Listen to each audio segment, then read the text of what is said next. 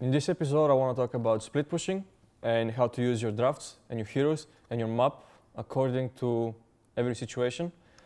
And in this game, I'm playing Weaver against Team NIP. So what I want to talk about is that at the start of this game, like usually at the start of the game, you need to make yourself a plan. Like we spoke about this, but still, like right now we see slow heroes. Basically, we see Viper and Timber, two heroes. They don't have catch, but they're really strong at fighting. Like if a 5v5 fight sides, like they're gonna win every fight. At least until you get BKB, you get more items, you get more damage and so on. Phoenix also no catch, Venge no catch. And before the game started, we even knew that we have to split a bit more, get more items, play maybe 4 Rosh with Deso, and the game is gonna be good. So first 10 minutes, we didn't really play according to this plan, and we made a few mistakes. We tried to fight 5v5, and we saw that it didn't work out. So from this moment, now like we knew that we cannot do that, and we just have to split up. So what we saw here is basically how it works is the moment you see Viper or Timber on one lane, you want to run away from this lane. That's usually how you counter all these like very strong at fighting heroes, but slow at catching. Could be Viper, Timber, you know, many heroes like that. That Necro is one of these examples. This is the way you counter these heroes. You just run away from them until you feel strong enough, then you take a fight on. Like you can't really fight Timber right now, so you don't need to do it. So if you look at us, we already forced this lane. We forced a guy to TP here to farm. It doesn't matter. And now we're stuck here. Like I'm creep skipping so aggressive. If you look where I am, like I said, the lane is here. I'm behind tier 2, tier 3, creep skipping and waiting for somebody to TP. The concept that we've been talking in the previous episode. Now you can see it in action. Basically killing this wave and waiting for somebody to come to me. But also I have supports with me this time, because they know the same concept that we can't really take these guys to fight. Like we don't care about this tower, we don't care about this fight, we just want them to TP to us, and now we're gonna force the tower on ourselves and maybe get a kill. Also, controlling mid wave again. 2 waves means easy game. Now we found the Phoenix, we force a TP, and then when we force TPs, we don't want to fight this. Just run away. Run away from Viper, guys. Timber is bot, run away from these guys. We can't really fight. We don't want to fight. Even though we may have more numbers, like you see right now, we have 4 heroes against 2 heroes, but we know this is a Viper, there is a Timber, we don't want to fight this. What we want is to make them run around, make them waste time, TP around, super good for us. And we have Weaver and Quap again, we need to abuse these heroes. Now, we saw them top, we're gonna walk back to mid, maybe try to find another fight, or just stick around and see what's the best move for us. As you see, this guy is not really happy. The network is slowly coming to me. What I wanna say is that by me playing here, just like in the previous R game, I'm gonna force people to be around me, or if they don't, I have Deso, I'm gonna force this tower. But when I do this, I force a few rotations, I don't wanna fight, and in the same time, the guys are gonna make mistakes because they're splitting. The moment you start forcing TPs, they're gonna split. When they split, they make mistakes. Even the best players, even the best teams, I'm not even gonna talk about like lower MMR pub games, they're gonna make these mistakes. And you're gonna find your opening. See, this time, found the Luna pushing mid, because we're just splitting all the time. The Timber TPs, we run away. If they make wrong TPs even right now, we can even take the fight on these guys, but that's not advisable because you still want to run away until we get BKBs, until we get more items, until we feel strong. Because now imagine you're the Timber Soul or the Viper. And all they do is just run away from you, and even though you're strong and you bought Atos to fight, you're slowly and slowly losing your power. After 10 minutes, they have no more power. They just die. So what I want to show you is that this time we tried to take the fight on, but we saw that, yo, these guys are super tanky, right? Fuck these guys. Don't do it, just run away. And then we run away. Like we did perfect, we kept them on mid, now I'm on my way. I don't want to waste any more time dealing with these tanky heroes, these strong heroes. I just want to push my lane and wait for my chance. See? They're so sad. Already, even the second hero, like I said, 2 lanes. This time it was hard to control mid, so we went for bot and top, 2 side lanes. Usually when you play against really strong heroes, side lanes is easier than mid, because in mid it's, it's always danger when you play around mid. And like you see, forcing guys here, me staying top, being annoying, and look at the network. Slowly and slowly, we were losing 2k, now we're winning 1k. Soon it's gonna be more and more and more, and eventually we get Rosh and game is over. Just by applying this like simple, mindset. You can identify when it's a good split pushing game by just looking at how is the team fight going to go, or like what's the enemy cores. Let's say if the enemy core is a low mobile hero, that's Viper, Necro, Timber. These guys, they like to fight, but they don't like to move around. So you have to move them, like you have to make them move. This way, they're super sad because they cannot farm, they cannot pressure, and you're just happy farming until you get your items and the game is easy. You know, that's the whole concept behind like how can you identify when it's a good splitting game. Most of the games, you're gonna realize what you need to be doing in the game. What I've been repeating before is that during the draft or before the creep starts, you need to look at enemy drafts and realize, are these guys really strong 5v5? Or like, should we split? Should we fight them? Should we force rush? That's something you see always before the creep starts. You know, in some games, maybe it's gonna change a little bit because let's say they get this big lead, but they don't have this massive team fight. You know, you still want to try and split. Or like I said, if they have splitting heroes the other way around, and you have the team fighting heroes, you want to group up a bit more and you want to choose a lane and you don't want to move around too much because the moment you start moving around, like they did in this game, that's a big mistake. Because the moment you start moving, they're going to grow this lead and lead and lead and you don't really get objectives. Because if you look at it, they started tipping, we forced them to TP, they didn't take bot tower, they didn't take mid tower, top, even tier 1 tower, they don't take rush, they don't take any objectives. So if the enemy team is skipping or like, splitting, you need to try and force 5v5 fights. And how you do that? Just go objectives.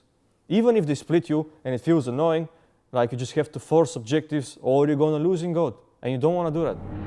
How you wanna split push, ideally, is that you need to see, usually when you wanna split, again, like I said, there's gonna be 1 or 2 slow heroes. Like I said again, Necros, Timbers, all these slow heroes. So you wanna see them first. The way you split is, you wanna see this slow hero and you move away from this guy. You know what I mean? And when you do that, what you want to do is you want to go behind towers, you want to take a bit more aggressive position, and you want to force a TP. So when you force a TP, what you would normally think to do is to go on the other side of the map, right?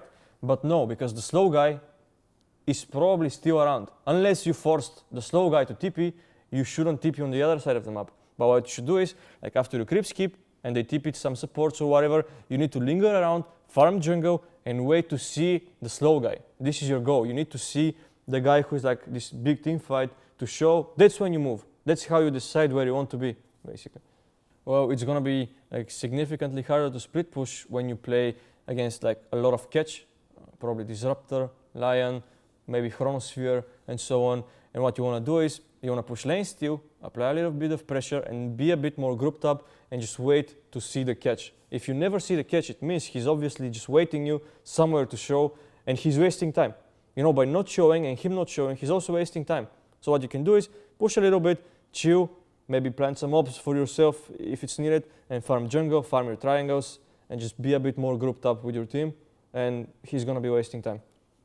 When you wanna split push, what you wanna do is you don't really want a guy to sit behind you unless, you know, it's a Dazzle or an Oracle, a guy who's gonna save you. What you want your support to do is you want him to take more aggressive position further than you, place a sentry or an ops, and to just reveal a smoke, like potentially if they're smoked, and you want him to be in front of you. Unless it's a save, then he needs to sit behind you. This is what you want from your position 4 or 5 or whatever you play with. So how you decide when you want to stop split pushing is, usually there's going to be this one either item that's going to power spike your game, or Aegis. Aegis is also like the most common thing that I had experienced, at least. Usually I get Aegis and I want to fight. Or let's say you look at their heroes, like what item allows me to fight? You need to be aware of this. So let's say in this game they have Viper, Timber, and a Phoenix. So I know that when I get BKB, I can already like slowly start taking fights because I can kill the egg and so on. But let's say you're gonna be playing against like some like Void or TB, and you know that Halberd is gonna allow you to fight this. Then you wait for your Halberd, you wait for either an item, like or maybe level 18, or like a Rosh Aegis. That's usually the most common thing to get. So you keep doing these things until you get like item, Rosh, or like a level ahead, or like could be something like that.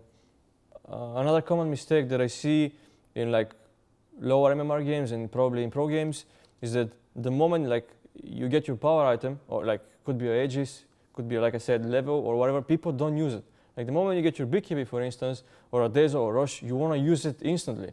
Like you want to even smoke and just force the issue because you're so strong. You don't want to waste time because your power spike item is going to make you strong like right now, but in 5 minutes, you know, you're not going to be as strong as you were 5 minutes ago. So you want to use that to your advantage. That's why split pushing is good. It's not like you get your item and you chill. You cannot do that.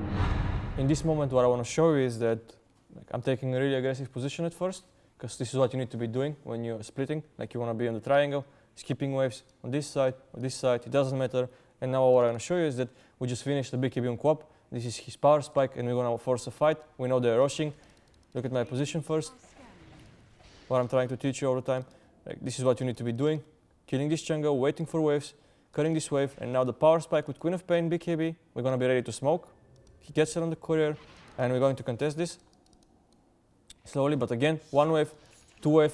They don't have waves to play, and we still rush. That's a little bit of like of luck maybe, but next game you're gonna do it even faster, so it's gonna be good. And yeah, we win this fight. This game looks so much easier right now. Yeah, this is exactly what I was talking about. At the moment you get a power spike item or a level ahead or whatever, you wanna use it straight away. You don't wanna waste a single second. As you can see, with Queen of Pain, he just got it. We straight smoked. We didn't waste a single second. And I was split pushing at the same time, so these guys were confused what's happening, and we won the fight.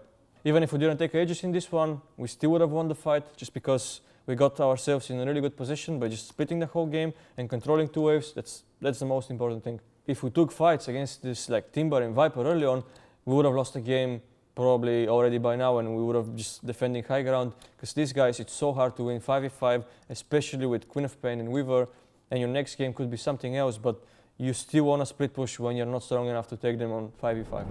What I want to explain to you right now is, like, imagine you're playing against the team that's split pushing. What you want to do in a moment like this is, what they're doing, they're grouping up, is good, but they need to force me, or they need to force Queen of Pain to TP back before they move away, because what they did right now is, like, it was good, and now all of a sudden they TP before we TP it back, and there is no pressure on us. Now they want to force Rosh, but forcing Rosh is like a bigger objective than a tower, because when you go to Rosh and you force it, you sort of committed into fighting this. And if you don't have your key items or your key levels, it's so hard for you to win this fight, and you may as well lose the game like they did, because this guy is so close to BKB and he goes to Rosh.